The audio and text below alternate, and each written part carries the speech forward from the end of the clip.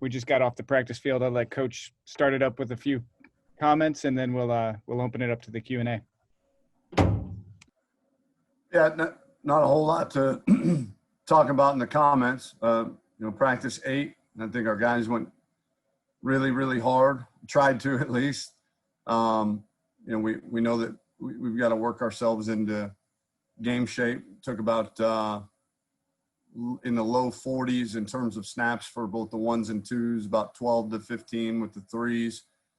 So it was a really good day. Guys were excited. This was only our second full padded practice. So obviously, some sloppiness out there, but was pleased with the effort, pleased with especially the young guys, their buy-in and buy-in to the effort level.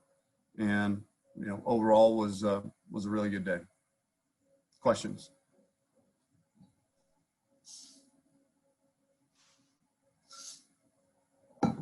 Start with Cedric. Go ahead, Cedric. Hey, Tom, how are you today? Great. Hey, the students are coming back on campus, and that presents a lot of different challenges socially for your guys. How hard have you and the coaches kind of hammered home the importance of, I hate to use this term, but self-policing, because you can't be around them 24/7? Yeah, I mean, I don't know that you can emphasize it any harder than we have, and we wanted to test them early, and we did, after our OTAs, for lack of a better term, and prior to training camp. We gave them 5 days off, and when we came back, took 2 consecutive tests, had no positives in those tests. So I think our guys are well aware of the necessary precautions that they need to take. We've proven that we can do it with some extended time off. Obviously, this isn't going away anytime soon, so the newness is going to wear off at some point, and we've just got to maintain our diligence. But I've been really, really proud with our guys. In terms of the students coming back, I get the apprehension maybe of some, but I think upward 90% of our team is going to be taking online only classes. The guys that do live on campus have a pretty good setup in San Jacinto dorms in terms of kind of being somewhat isolated. You can't isolate them completely because of the NCAA rules, but they're going to be in as good a position as you can when it comes to interaction with the general public. Now, like you said, Cedric, I mean, that's class time and dorm time. There's still a lot of other hours in the day, and but I think our guys have proven that they understand and can execute the steps necessary to maintain the standards that we have to maintain. And now it's just a matter of doing it diligently over the course of an entire semester. Go ahead, Chris.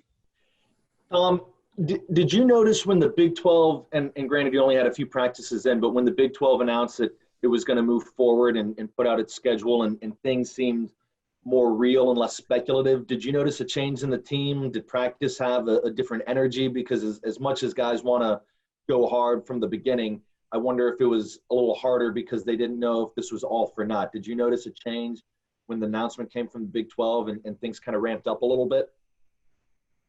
I didn't notice a change on the field per se. I noticed the change in their personality, their demeanor, 24 hours a day. I think that's by far been the hardest thing for these young men is the uncertainty. We understand that the Big 12's decision certainly is not final until we kick the ball off on September 12th, but I also know that they gave us a lot more hope than what was kind of floating around there over the course of the weekend. So our guys are very hopeful, but their energy level's been great from day one on the field. And I think, the Big 12 renewing their commitment to do everything they can to get this season underway, and going to hold out for as long as possible before making an ultimate decision, I think just added a little confidence to them and pep in their step, but more so off the field than on the field. Jeff, go ahead. Tom, I'll preface this by saying I know you can't talk about student athletes that aren't signed yet, but when you got the job and you looked about building the quarterback room for the future, what was kind of your philosophy in terms of, how you manage transfers? And, the transfer rate's really high. And, your conversations with Coach Yursich, how much have y'all meshed in terms of your philosophies, your beliefs, and what you're looking for at that position?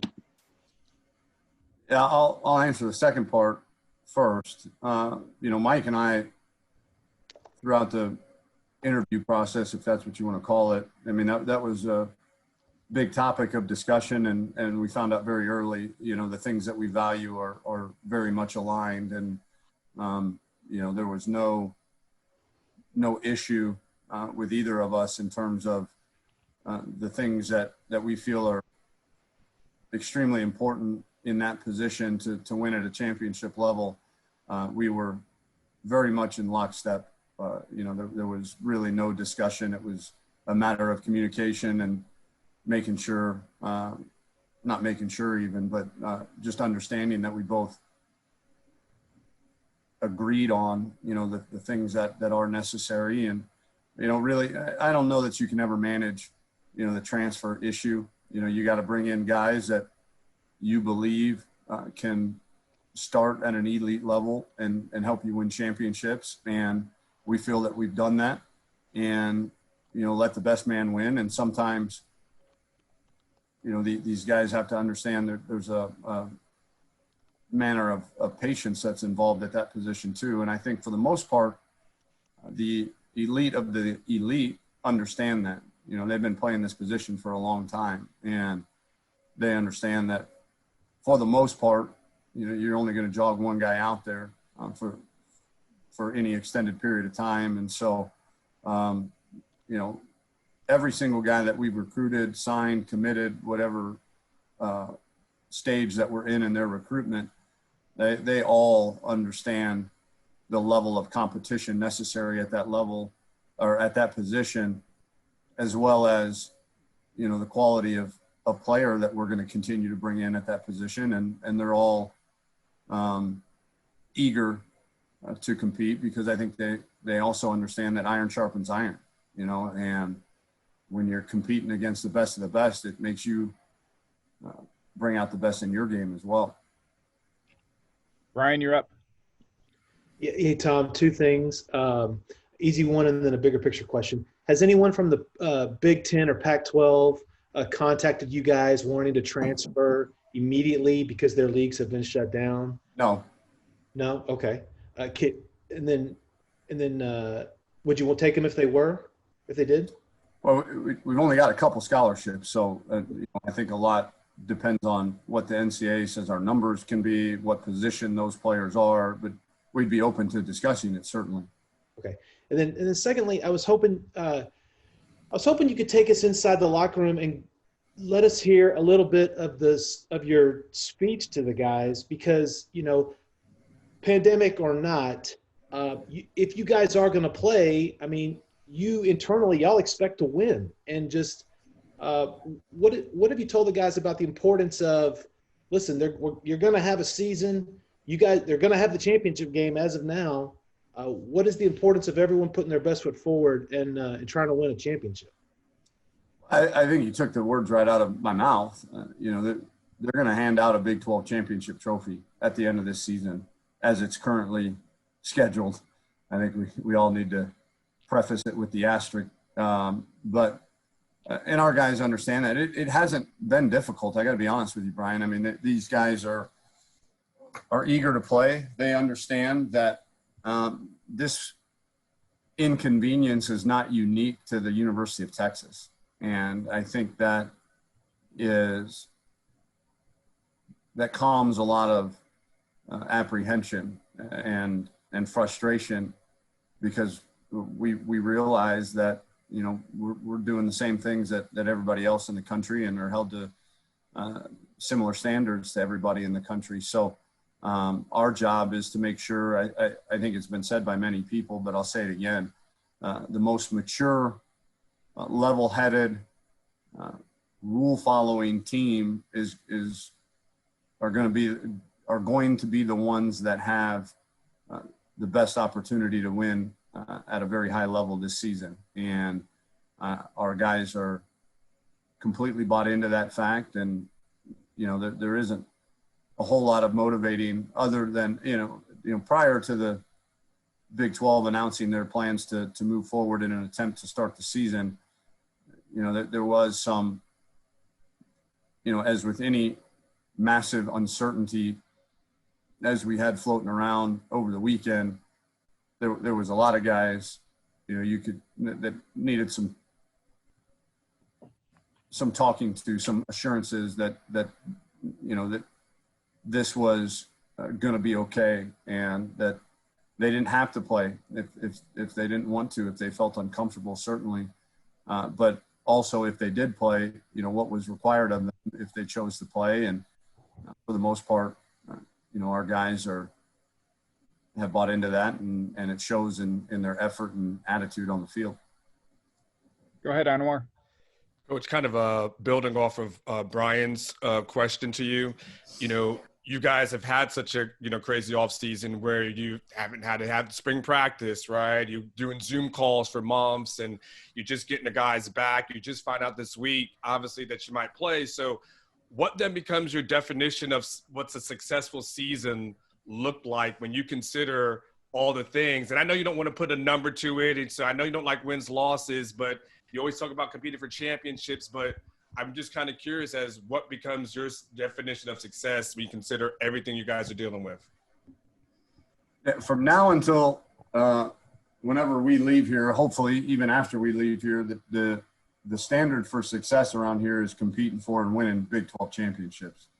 So, I've been on record many times as stating, if for some reason a team falls short of that, that doesn't by default mean that season was a failure by any stretch. I think there's a lot of good can be drawn from every season, but around here, our standards and our sights are set on competing for a Big 12 championship. We've done that in our short time here, and taking the next step and winning the thing when we get there is certainly the goal this season, regardless of any roadblocks. Because again, we have the same roadblocks everybody else does, and that won't change throughout the course of the season. So, our goals right now are as they always have been, which is to win a championship.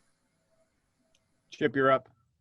Tom, I'm assuming there was a scrimmage today, so I guess what did you like? What didn't you like about that? Which side won? Anyone stand out? Well, it's the first time we've had a live scrimmage since the middle of December. So I think expectations, at least from me personally, were tempered.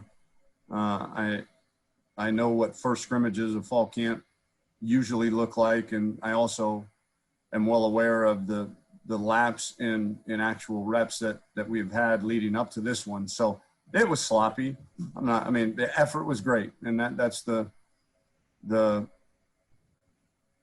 one thing that, right now I would have been disappointed had we not seen great effort, and we showed that today.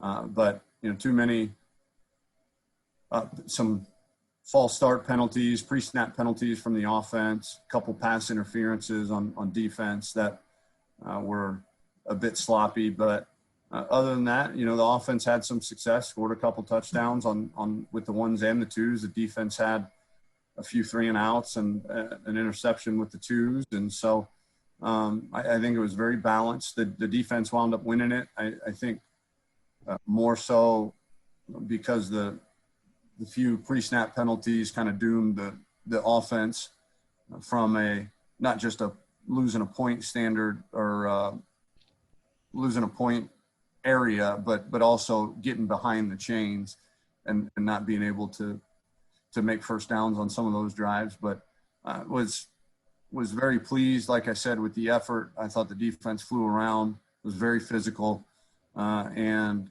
we made some plays on offense, but we were asked to be very, very much expected. We were, when it comes to the fine tuning of execution, we've got a long way to go, but I think we as coaches all understood that heading into scrimmage 1 of training camp, which is normally pretty sloppy to begin with, and then throw in the fact that these guys hadn't played real football since December.